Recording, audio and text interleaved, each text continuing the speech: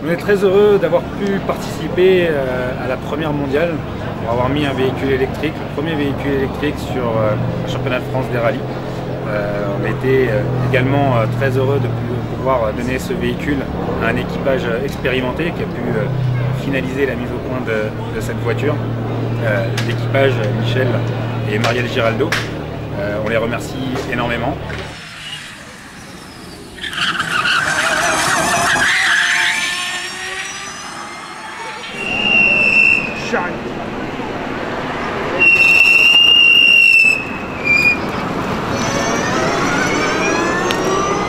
L'avenir.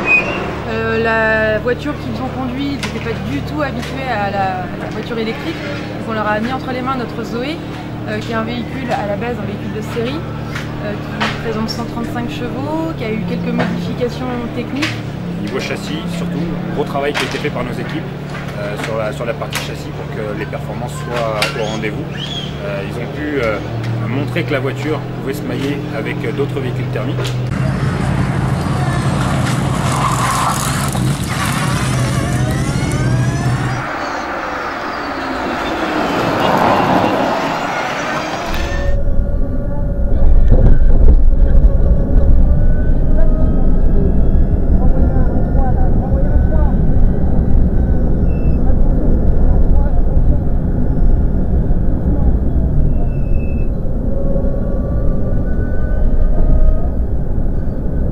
À faire des boucles complètes sans avoir une assistance sur le véhicule en direct. Le véhicule a rechargé en assistance. Donc on est très content de ce résultat et que la voiture a pu arriver sur le podium.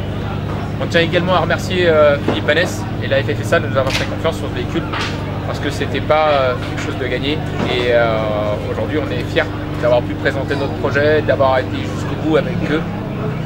Donc encore une fois merci à eux. Merci à toute l'organisation.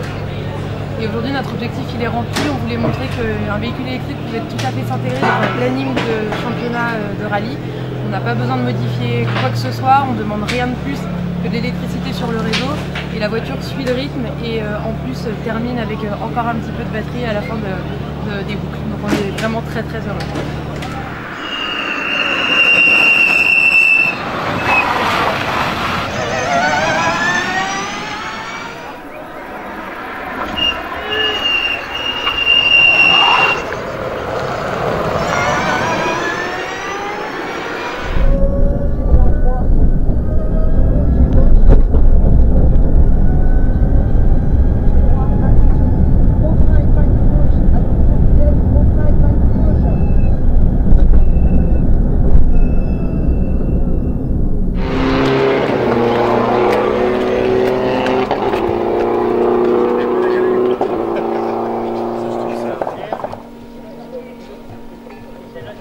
C'est chaud?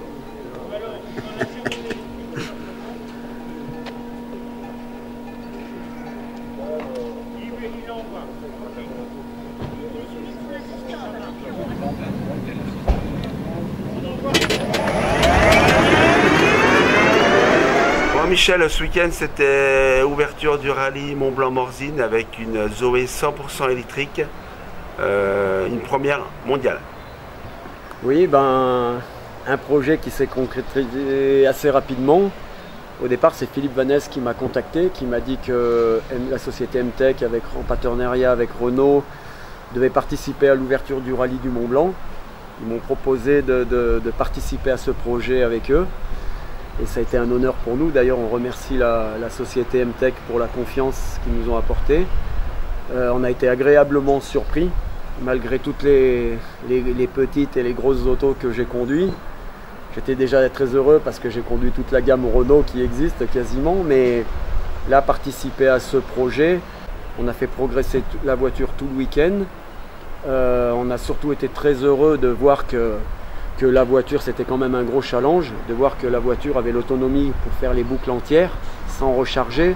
Donc ça déjà, c'était énorme. C'est une course où il faut quand même un peu gérer les puissances des batteries, il faut gérer un peu l'autonomie, donc il faut jongler, il faut faire attention les pneus. La voiture pèse 1500 kg, mais on voulait surtout faire voir pour une première qu'une voiture de série avec 135 chevaux et 1500 kg pouvaient participer à une épreuve comme celle-ci. Ça allait être quand même que la voiture allait quand même être pas mal sollicitée et la voiture a répondu à toutes les exigences. Il y a eu zéro problème, la voiture a pu tout faire sans problème. J'étais inquiet surtout pour les freins dans les spéciales un peu longues en descente et on n'a eu aucun problème. La voiture s'est super bien comportée et enfin, on a été vraiment surpris et très heureux de voir que cette voiture pouvait participer. Cette voiture au départ, le but c'est surtout pas qu'elle remplace les moteurs thermiques parce que moi-même et les gens de Renault et de l'équipe MTech sont vraiment passionnés par les voitures thermiques. D'ailleurs la société MTech qui s'occupe des voitures électriques, il faut savoir qu'à côté ils s'occupent de dragster qui font 10 000 chevaux. Donc c'est des véhicules où ils ont besoin de l'intervention des pompiers et de la police avant de les mettre en marche. Donc les gens, le bruit ça les gêne pas, c'est pas un souci. Mais cette voiture là au départ elle est là pour participer, pour voir si elle avait sa place. Elle veut non seulement pas remplacer, elle veut simplement se faire une petite place pour compléter les plateaux et surtout conserver les autres voitures. Surtout qu'aujourd'hui, il faut quand même savoir qu'avec tout ce qui se passe autour de nous, les organisateurs sont contents d'avoir quelques voitures électriques pour pouvoir déjà se faire ouvrir les portes un peu avec les préfectures, pour pouvoir participer parce que ben voilà, c'est une voiture, même si elle ne fait pas beaucoup de bruit, c'est quand même peut-être ce qui lui manque, c'est peut-être un petit projet qu'il faudrait peut-être améliorer pour que les spectateurs l'entendent un peu plus arriver, mais la voiture, elle a largement sa place parmi les autres, sans jamais vouloir la remplacer les autres, bien sûr. Tu travailles dans la location de véhicules et l'État t'oblige à avoir des véhicules électriques. Oui, depuis cette année, l'État oblige tous les loueurs à avoir un pourcentage de voitures électriques. Moi aussi, j'étais un petit peu au début un peu hésitant. J'ai essayé le produit et j'ai vu que c'était quand même superbe agréable.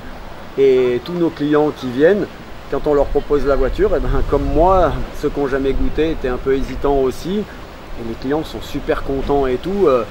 C'est de plus aller à la pompe, de rouler sans bruit. Les gens prennent l'habitude et du coup, les gens sont super contents. Et donc, on est vraiment content de ce produit. C'est pareil, il a sa place sur le marché de l'automobile.